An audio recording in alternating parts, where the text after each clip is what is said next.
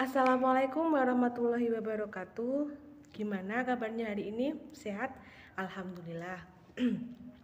Semoga kita selalu diberikan kesehatan oleh Allah Subhanahu wa taala. Nah, bertemu lagi bersama saya Bu Adelia. Yang mana di sini saya mengampu materi bimbingan dan konseling. Jadi yang mungkin waktu dulu di SD, apa sih bimbingan dan konseling itu? Apakah identik dengan anak nakal, identik dengan orang-orang yang bermasalah? Tentu saja tidak. Ya, yang 2 minggu yang lalu yang telah kita jelaskan bahwa ketika adik-adik mungkin di situ ada masalah atau ada kebingungan di dalam menentukan karir atau minat dan bakat, nah bisa konsultasi kepada kami. Tugas kami yaitu untuk membimbing adik-adik menemukan bakat dan minat, atau ketika adik-adik ada masalah dengan teman, keluarga, orang tua, atau yang lain sebagainya, nah bisa juga konsultasi kepada kami. Nanti kita akan sama-sama mencari jalan keluar, mencari sebuah solusi yang terbaik. Gitu ya adik-adik. Nah sekarang di pagi atau siang atau malam ini, entah adik membuka YouTube-nya pada waktu pagi, siang, malam, yaitu di sini materi kali ini ya yang akan kita bahas yaitu tentang Tuhan selalu hadir dalam hidupku. Nah, tujuannya itu memberikan pemahaman tentang kehadiran Tuhan yang Maha Esa dalam kehidupan, serta berusaha untuk mengenal lebih dekat dengannya. Allah telah berfirman di dalam Al-Quran, yaitu surat Az-Zariyat ayat 56, dikatakan bahwa wa ma khalaqatul jinna wal insa illa liya'budun, dan tidak diciptakan jin dan manusia kecuali hanya untuk beribadah. Nah, karena kita ini diciptakan oleh Allah, tujuannya ya memang untuk ibadah, untuk ketika kita bisa beribadah kepada Allah, maka kita akan lebih mengenal, lebih dekat kepada Allah. Jadi seperti itu ya. Nah, sebelum kita lanjut lagi ke materinya, marilah kita ice breaking dulu. Yaitu kita akan tebak-tebak gambar. Lanjut.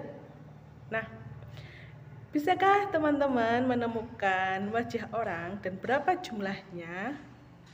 Tak kasih waktu 10 detik ya buat mencari gambarnya. Mana nih gambarnya?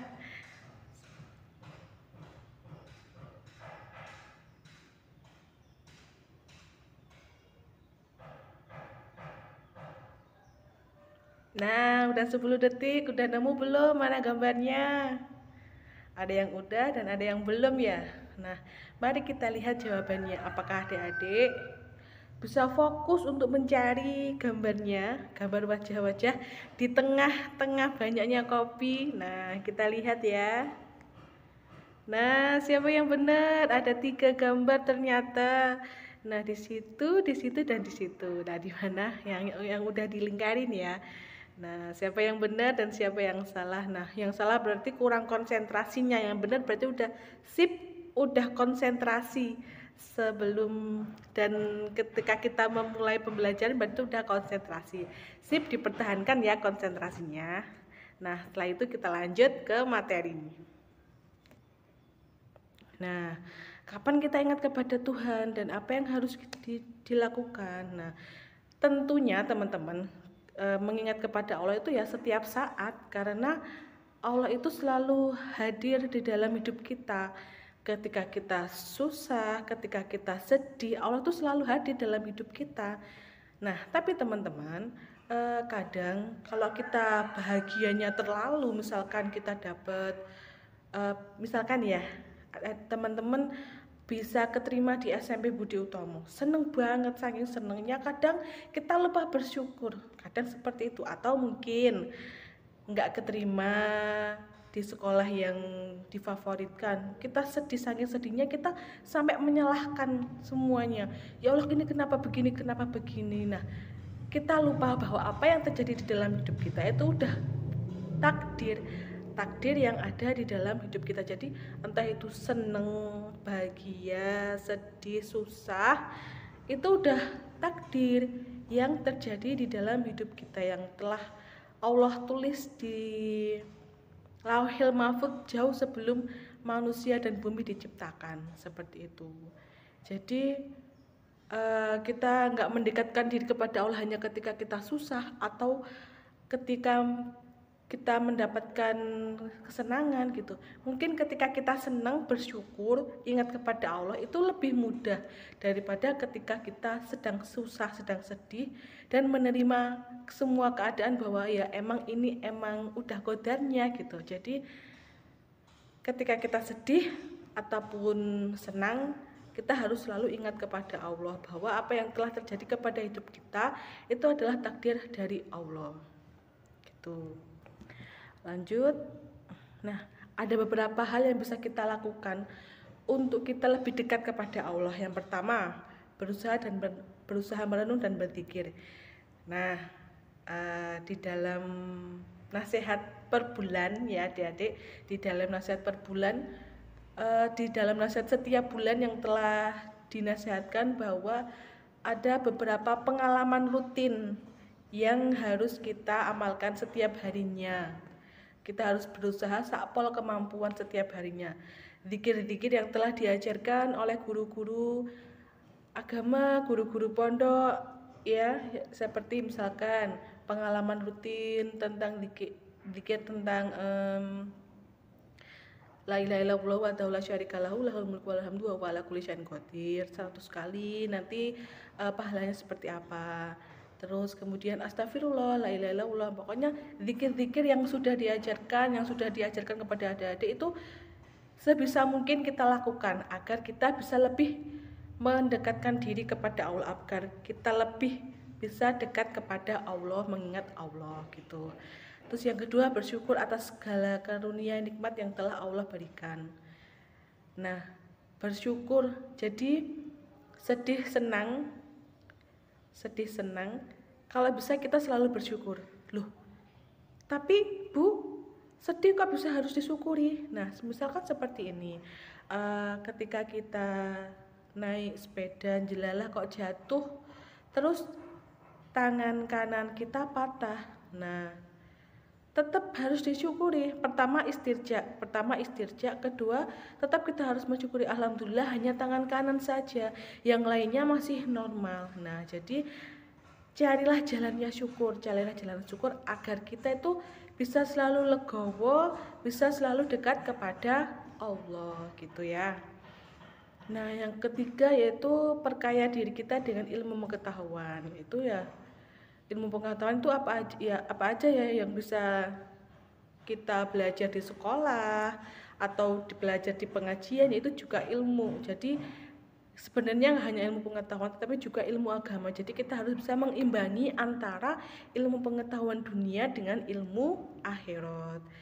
Jadi keempat, kalau kita udah cari ilmunya, nah marilah kita gunakan, kita amalkan gitu ya, agar ilmu kita itu bisa bermanfaat, agar bisa menjadi pahala untuk kita, agar kita lebih mengenal.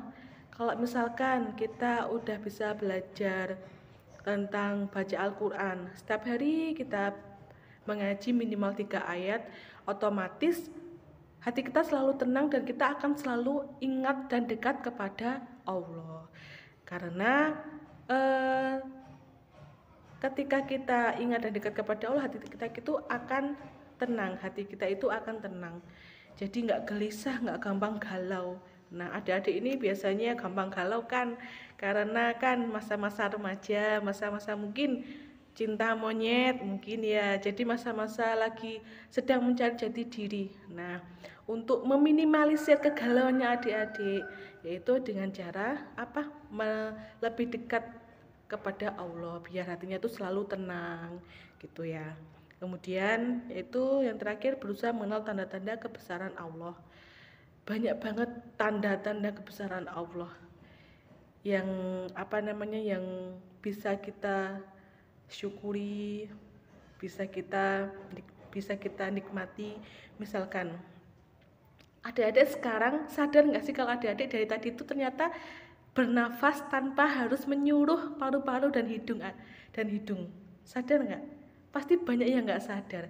Karena apa? Nah, itu udah otomatis kita ya, otak kita secara otomatis udah menyuruh kita untuk bernafas melalui hidung, paru-paru dan lain sebagainya, tanpa harus kita suruh, otak, kamu harus nyuruh hidung untuk bernafas.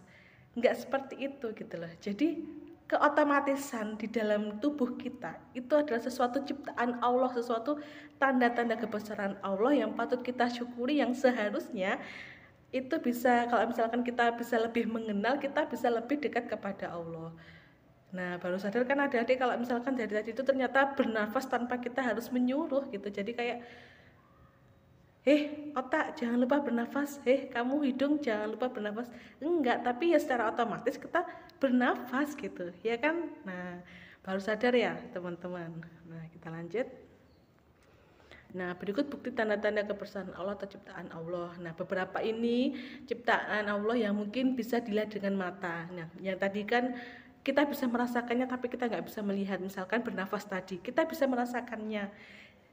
Otomatis bernafas tanpa kita menyuruh, kita bisa merasakannya. Nah, sekarang yang bisa kita lihat itu tentang penciptaan langit, penciptaan bumi, dan yang nanti terakhir penciptaan awan. Kalau misalkan kita lihat langit yang begitu indah sekarang sih cerah ya sekarang, karena udah musim kemarau, cerah. Langit yang membentang luas, apakah ada tiangnya? Enggak ada. Di pojok kiri kanan enggak ada tiangnya. Itu benar-benar ya kekuasaan Allah gitu. Kalau misalkan di akal manusia juga enggak nyampe gitu, karena itu emang udah kekuasaan Allah. Terus kemudian bumi yang kita pijak. Nah, sekarang gini, adik-adik meyakini bumi datar atau bumi bulat?